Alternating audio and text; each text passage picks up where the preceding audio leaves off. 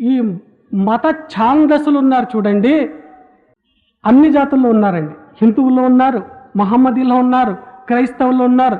ఇక్కడేమో ప్రోగ్రాం జరుగుతుందంటే మా కులమడు పోకూడదాడ, పోయినావా జాతి నుంచి బాయ్కాట్ చేస్తాం, బహిష్కరణ చేస్తాం, దూరం పెడతాము అని అంటారు. వీళ్ళనే మతోన్మాదులు అని పిలుస్తారు.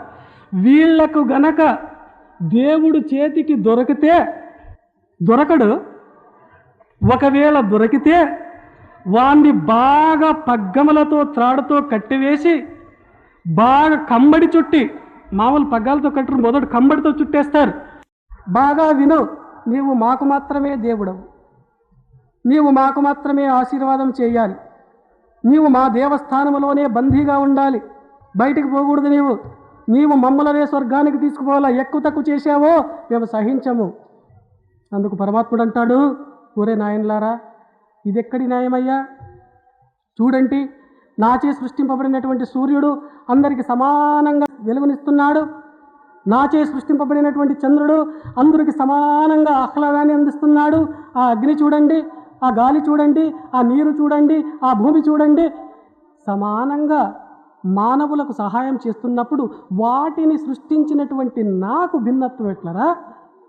ఎవడు పవిత్రుడై ఉంటాడో, ఎవడు మంచి మార్గంలో నడుస్తాడో వాళ్ళకు నేను ఆశీర్వాదం చేస్తాను అని గురువు పరమాత్ముడు అంటే, ఓ అదేం కుదరదు, నోరు మూసుకొని మేము చెప్పినట్లు చెయ్యి.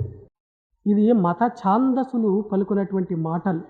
ఈ ఛాందసత్వం ఎక్కువ ఎప్పుడు పెరుగుతుందో మత కలహాలు ప్రారంభమవుతాయి.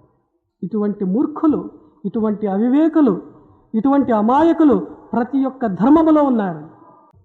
సంకుచితమైన మనోభావాల చేత అడ్డుగోడలను లేపి మా జాతి పెరగాలి, మా కులం పెరగాలి, పెరిగి ఏమవుతుంది?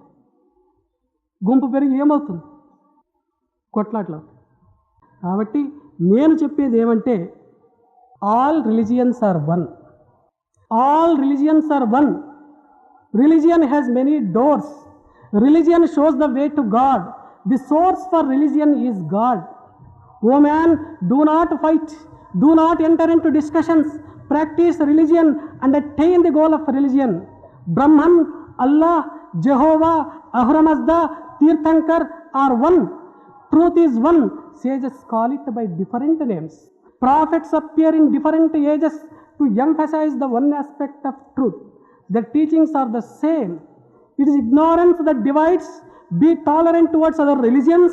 Respect all the prophets and behold the one truth in all.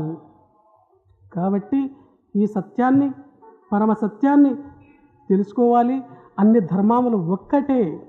Rama అన్న, రహీం అన్న, గాడ్ అన్న, జెహోవా అన్న, పరమేశ్వర అన్న, కృష్ణ అన్న, భగవాన్ అన్న, అంతా ఒక్కటే.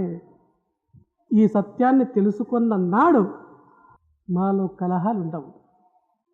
ಹೆಣದ ಹೂಗಳು ಹಲವಾದರೂ ಹಾರ ಒಂದೇ, ಪವಣಿಸಿದ ಮಣಿಗಳು ಹಲವಾದರೂ ದಾರ ಒಂದೇ, ಹಾಲು ಕರೆದ ಹಸುಗಳ ಬಣ್ಣ ಹಲವಾದರೂ ಕ್ಷೀರ ಒಂದೇ, ಕಡಲಿನ ಹೆಸರೇನೇ ಇರಲಿ ಕ್ಷಾರ ಒಂದೇ, ಹೊತ್ತುದು ಹೊನ್ನಾಗಲಿ ಮಣ್ಣಾಗಲಿ ಭಾರ ಒಂದೇ. ಓ ಪರಮಾತ್ಮನೇ, ನಿನ್ನನ್ನು ಪೂಜಿಸುವ, ಪ್ರಾರ್ಥಿಸುವ, ಯಜಿಸುವ, ಭಜಿಸುವ ರೀತಿ నూరాದರೂ ఉద్ధార వందే. దీని అర్థం, ఎన్ని పేర్లతో పిలిచినప్పటికీ పరమాత్మని స్వరూపం ఒకటే ఉంటుంది. అందువల్ల మత కలహాలు మనకొద్దు. ఒక ఓడలో కొంతమంది ప్రయాణం చేస్తున్నారు. అనేక క్యాబిన్స్ ఉన్నాయండి ఓడలో. ఒక క్యాబిన్లో హిందువులు, మరొక క్యాబిన్లో ముస్లిమ్స్, ఇంకో క్యాబిన్లో క్రైస్తవులు, ఇంకో క్యాబిన్లో బౌద్ధులు, ఇంకో క్యాబిన్లో జైన్లు చేరుకున్నారు. వాళ్ళని చూస్తే వీళ్ళకి కాదు, వీళ్ళని చూస్తే వాళ్ళకి కాదు. వాళ్ళని పొడుస్తామా, తిడదామా, సంపదామా అని చూస్తున్నారు. ఓడలో ప్రయాణం చేస్తూ ఉన్నారు. రాత్రి అయింది. లేసిరి ఒక గుంపు, చూసిరి అంతా పండుకున్నారు. ఎట్లయినా ఈ క్యాబిన్లో ఉండే వాళ్ళని నాశనం చేయాలని. దీనికి మార్గమేమి?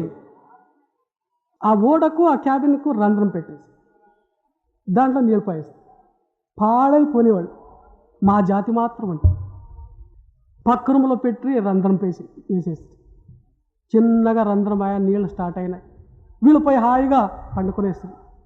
ఆ రూమ్లో వాళ్ళు ఆ క్యాబిన్లో వాళ్ళు లేచిన తర్వాత ఆలోచన చేసిరి ఆ పక్కలో రూమ్లో ఉండే వాళ్ళని నాశనం చేయాలి కదా ఎట్లా, అంతే రంధ్రం చేసేస్తాం, పాడైపోతారు, సముద్రంలో కలిసి గంగార్పణం అయిపోతారు సాయిని.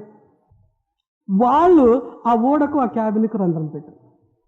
ఇంకో క్యాబిన్లో ఉండేవాళ్ళు చూసిరి వీళ్ళని నాశనం చేయాలి, వాళ్ళపై పండుకుంటారు, వీళ్ళు లేసి తర్వాత వీళ్ళు రంధ్రం చేసి ఆ క్యాబిన్లో ఉండేవాళ్ళంతా తెల్లవారే లోపల 4 గంటల లోపల అంతా రంధ్రం చేసేసి నీళ్లు చేరుతూ చేరుతూ చేరుతూ వచ్చినాయి.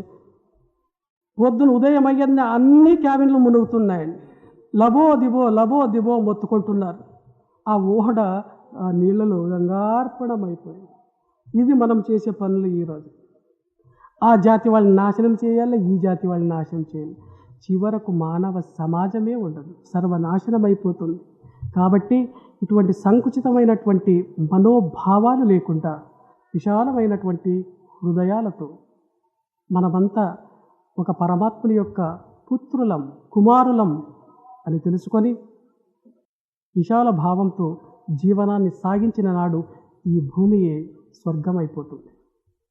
ఈ సత్యాన్ని తెలుసుకోవాలి.